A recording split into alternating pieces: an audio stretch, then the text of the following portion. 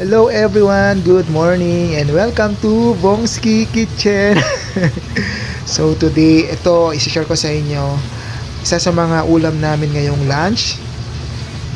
Ito ay isang hasa-hasa. So gagawin natin kakaiba itong pagprito natin ng hasa-hasa.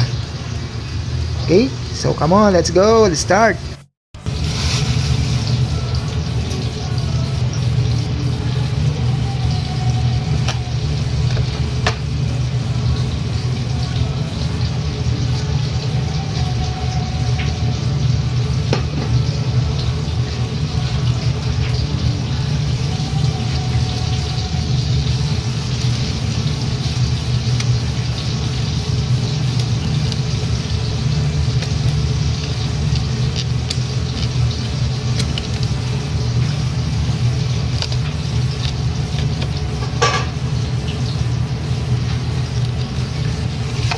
Yun. Dami.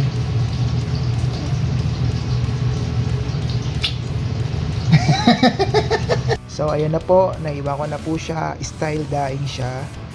Tapos after ko tong malinisan, maugasan, ibababad ko siya dun sa rooftop namin na mga 5 minutes ganyan. Bilis lang bago natin i-prito.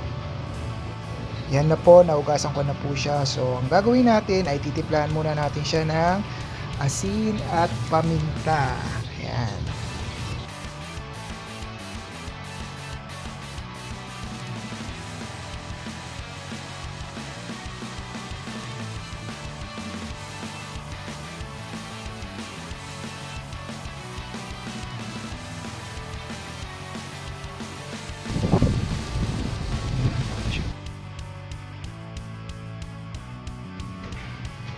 So, kukuhain natin yung ating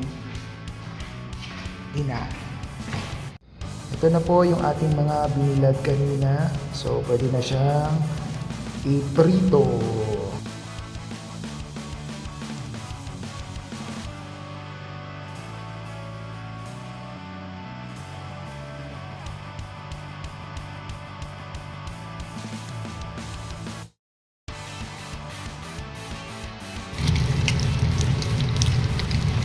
Ito na po ang ating final na luto. Kakain na po kami.